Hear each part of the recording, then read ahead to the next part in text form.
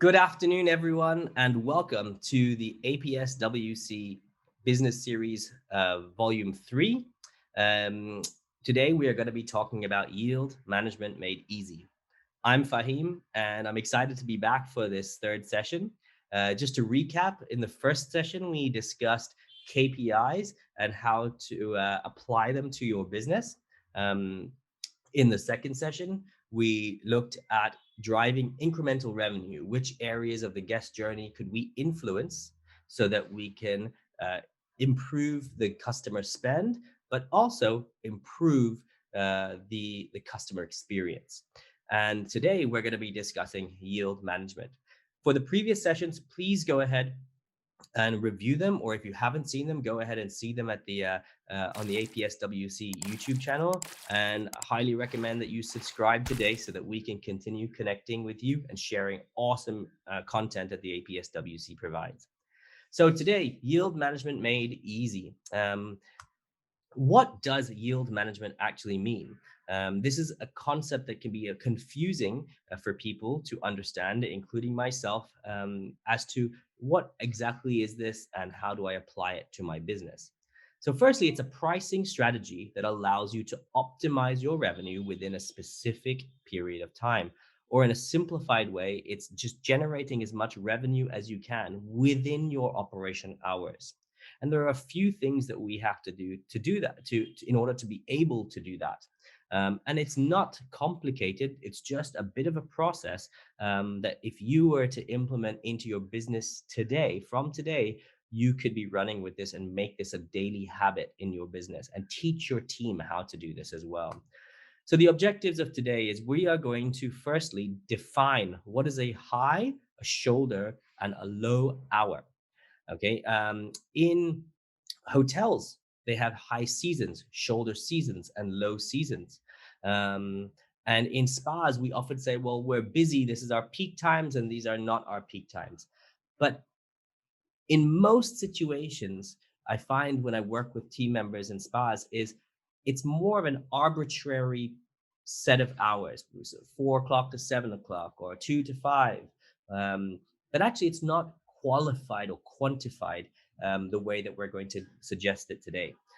So I want to give you an opportunity to understand that. We're then going to understand what revenue per available minute is and relate it to your spa menu. And then we're going to look at what is a high hour, a shoulder hour, and a low hour yield strategy. What suggestions can we make that you can implement today to optimize periods and when you are high, shoulder, or in low hours? Okay. And the last thing that I'm going to share with you is a forecasting formula that you may choose to use to help you to forecast an extra 30 days into your business as to what you could expect, not by day, but within hours. So you could look at all of your Mondays, all of your Tuesdays, all of your Fridays, Saturdays, and Sundays. And during those days, what has been the trend that you have shared? So let's get into this. I'm excited to go. So the first thing we're going to look at is the hour classification calculation. So this is the number of therapists scheduled minus the number of guests booked. So the number of therapists scheduled minus the number of guests booked will give you your hour classification. Okay. What is a high hour? It is when your hour classification is 0 or 1. That means the number of therapists left available for a guest is 0 or 1. You are in a high hour. Okay, this is your peak period, the area where you have the opportunity to generate or to determine what can be sold and when. A shoulder hour, it is considered if your hour classification is a 2 or a 3. So the difference between the therapists and guests is 2 or 3 in your hour classification calculation. A low hour is when you have more than 3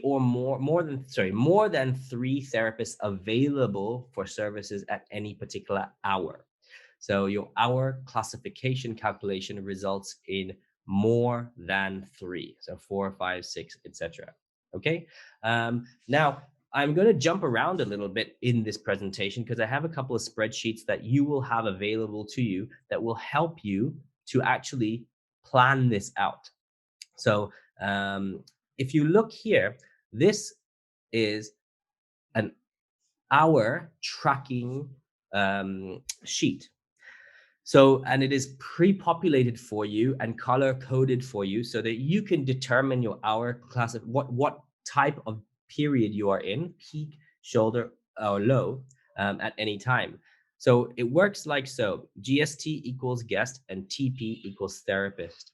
So at 9 o'clock, I had 3 guests and 4 therapists. Therefore, I am in my hour classification is 1, and I'm therefore in a peak period.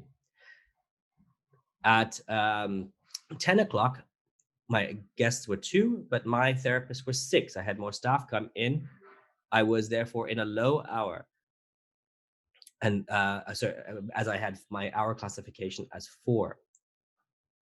But at 11 o'clock, let's say that I have 4 customers having treatments, but and I still have 6 therapists on books. My hour classification is 2, and therefore I am in a shoulder period.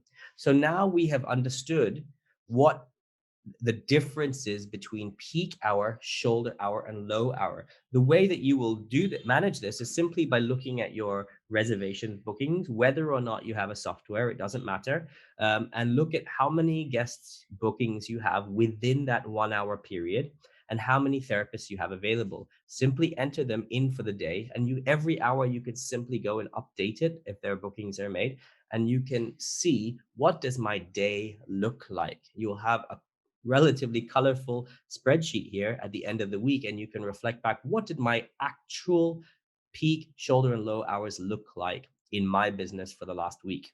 Okay, so this is how we identify peak hours, shoulder hours, and low hours, okay, using the hour classification calculation. I know it's a mouthful, but keep practicing.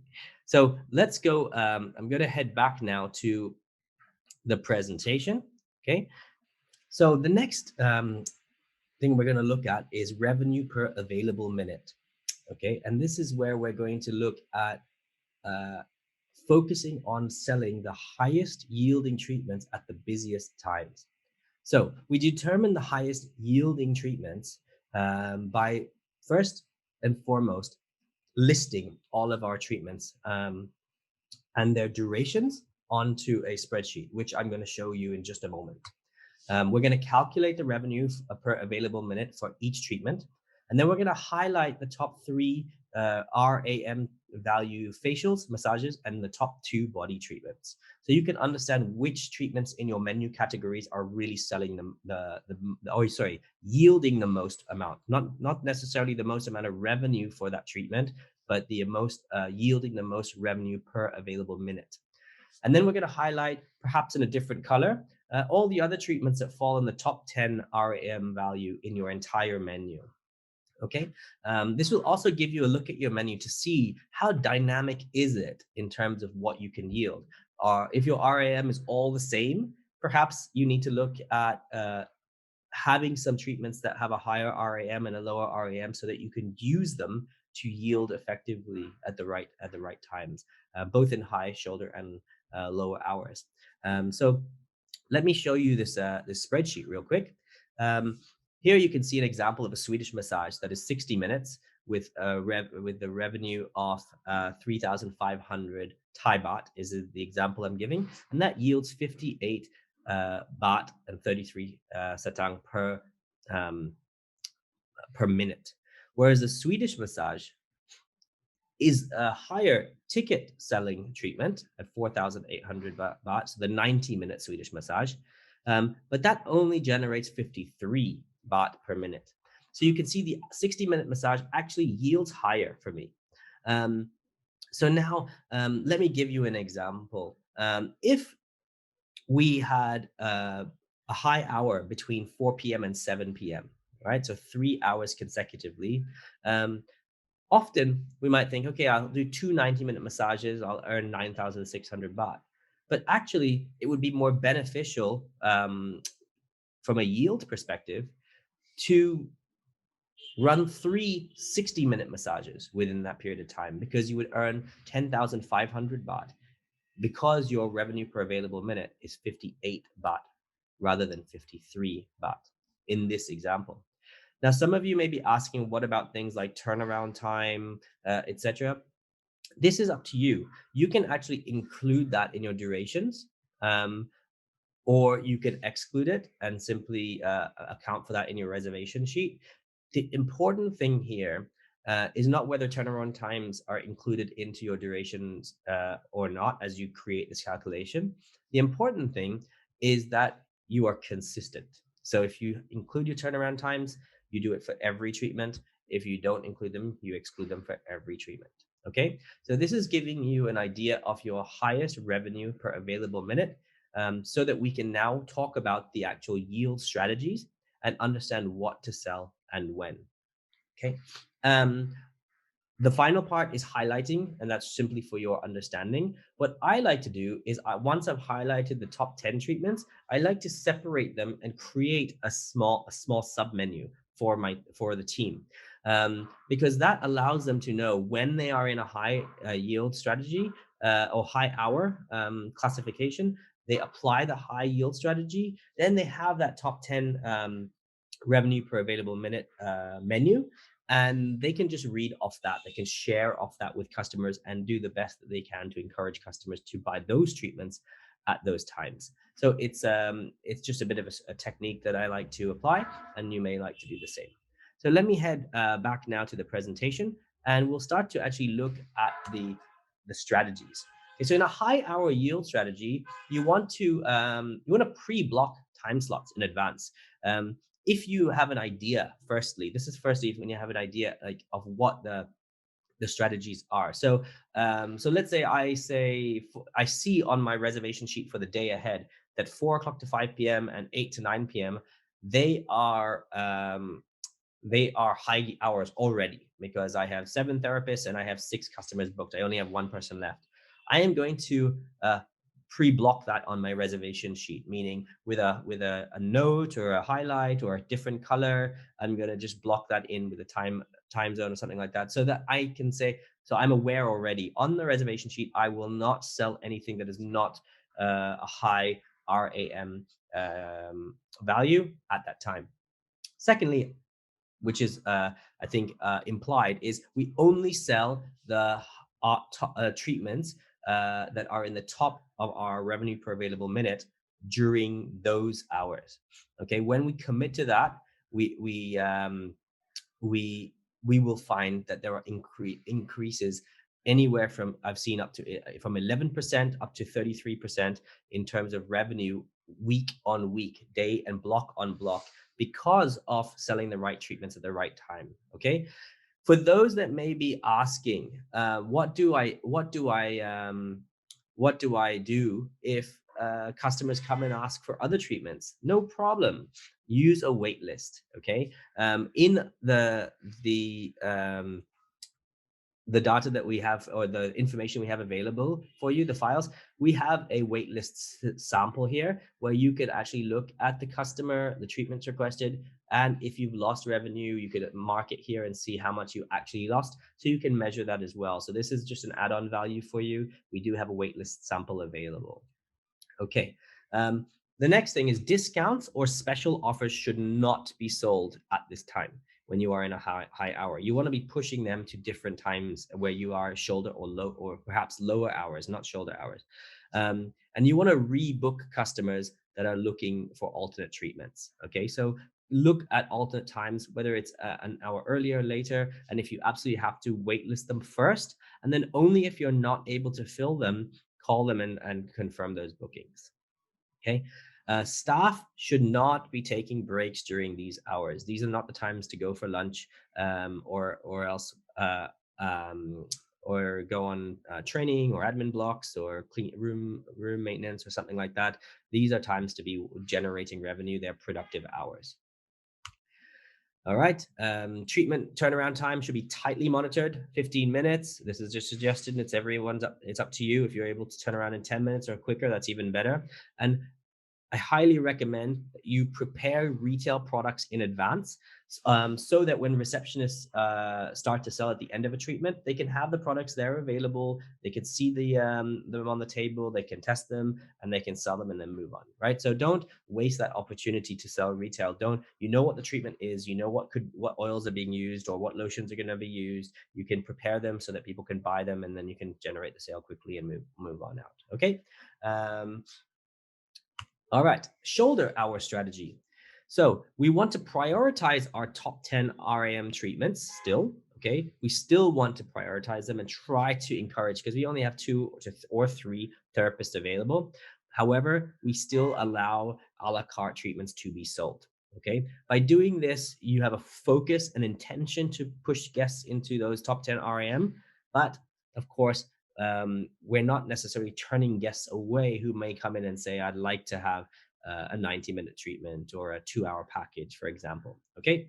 Um, Discounts or special offers should not be available at this time and guided into low treatment. So we're not doing any 2-for-1s or promotions, or we're not allowing anyone to necessarily um, book 50% off, use 50% off vouchers and things like that during that time. If they have them, we want to try to guide them towards the lower hours. I understand this may not always be possible, but with the intention of trying to do this, you will find that more often than not, we get comfortable in guiding people to a different time. And in most cases, they don't mind. They're not aware. They're not even aware that you're doing this because it's part of a strategy. You're just saying, is it possible that I could fit you in at 6 p.m. for this treatment with Jane, who's fantastic at this treatment? And you can guide them. And in many cases, you'll find that they will oblige. Okay. Staff should not take breaks during shoulder or lower hours as well. You want to try to keep them available there, and treatment turnarounds keeping monitored at 15 minutes. So this is a similar strategy to a high hour yield strategy, but there's a little bit more flexibility here. The objective of shoulder hours is to get into high hours so that you can go into overdrive with your high hour yield strategy, right? So the objective of a shoulder hour is to get you into higher hours. A low hour yield strategy. This is the time where you have 4 or more therapists available. So you really want to be dynamic, using all your options available to try to get people into the spa, right? Moving them into a shoulder hour, right? So highly attractive packages to bring people in the spa, get them out, get them in, and make use of your menu here. Drive the value to walk people into the door here. So we're really focusing on capture ratios here as well, improving our capture ratios here and getting some money in rather than sitting idle with team members available and no revenue being generated or little revenue being generated. All right. Practice a sales hour where you let one member to go out, if it's a hotel or on in a mall or in your area, in around condos.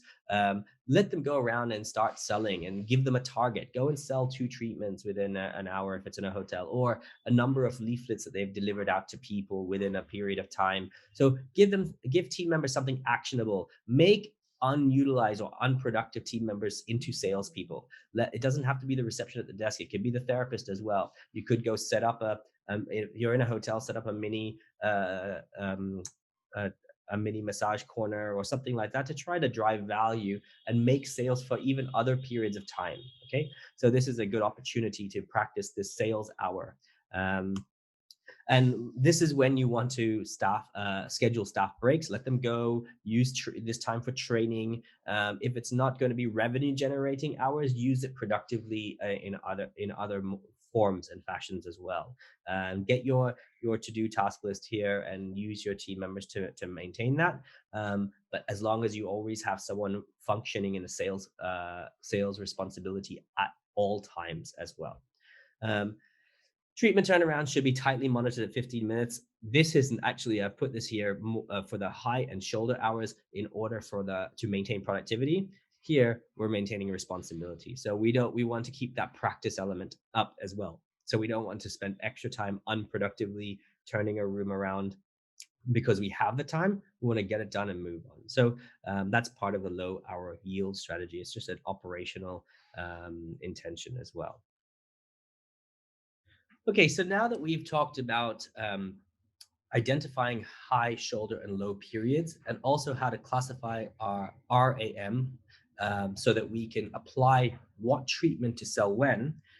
There is an opportunity here for those that are interested to forecast your high, shoulder, and low periods. Now, for many, this may not be something that you are ready to consider at this moment. What we went through already is quite a lot of information, and I highly recommend going and implementing those strategies first. And once you've done that and gotten competent and adjusted a little bit, that's when you're going to really see the results. And then you may consider forecasting. But with forecasting, what we're basically doing here is we're going to conduct an evaluation of the past 3 months as well as the forecast month for the previous year.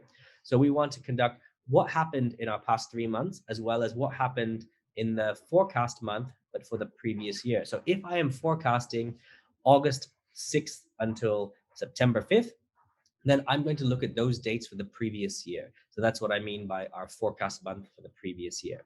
And then I will be able to have enough data to make my estimates for what's going to happen this year. So I'm going to actually show this to you on our spreadsheet.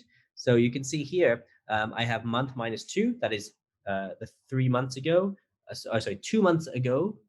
Month minus 1 is a month before, and current month is just the month that has just finished. So that's 3 previous months of data, and then the forecast month is a forecast month for last year. And I will look at the average of every hour. So for that particular month, using the hour classification or hour tracker. And therefore, for example, 9 to 10 in month minus 2 is an average of 1, which is a high hour. The 2 months ago was an average of 3, and the month that just passed, the current previous month, is 1.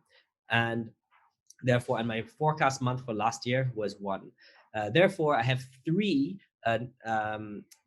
sets of data that show that I'm in a high hour, and 1 set of data that shows a shoulder hour. So I'm going to lean towards anticipating a high hour based on what my staffing is doing, and the seasons, and what I'm expecting from information that I'm getting in the marketplace. So I'm going to anticipate a high hour. Now, this is just a way to make a qualified estimation. It is not a fixed formula.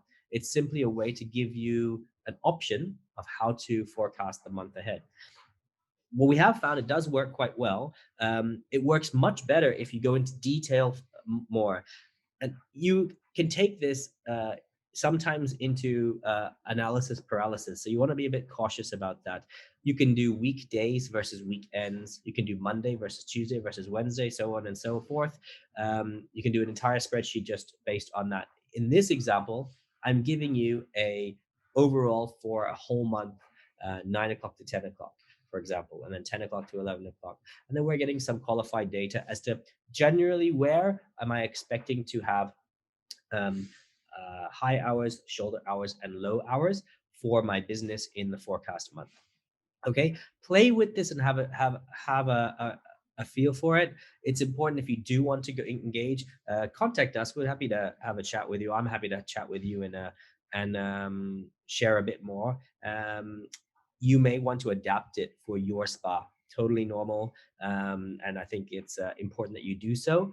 But you'll only really know if you try it out. But as I mentioned, for those spas that perhaps still need to focus on the high, shoulder, and low hours and the implementation of that, that's really the most important thing that we're here to share today. And that's where I want to finish my presentation, is the implementation steps. What can you do to implement immediately? So first thing you want to be doing is calculating your RAM sheet. So go to that sheet, that spreadsheet, fill in the blanks, and add the durations and the pricing and get your revenue per available minute for that particular treatment. Okay. And highlight them out. Then use the hour tracker that we have and identify to identify the high shoulder and low hours, and teach your receptionists and even your therapists how to do that, how to implement that and add that in each hour to update it when the new bookings come in. I know it's an extra sheet that's there, but it can be on your computer, and you just need to update it so that you know sort of what to sell, when to sell it, because then your strategy is in place once you have that data. But it's so important that you implement that. Okay. If you have a trainer or a coach or a corporate director or an owner that can help you to share this, to talk about this information, submit it to them. Let them review it at the end of the week, so they can also give you feedback. Implement the strategies immediately, as detailed in here. Adjust them if necessary, but go ahead and implement them, and then review changes. Make the review process a habit. Get everybody involved and do it on a daily basis. Okay, it's really important.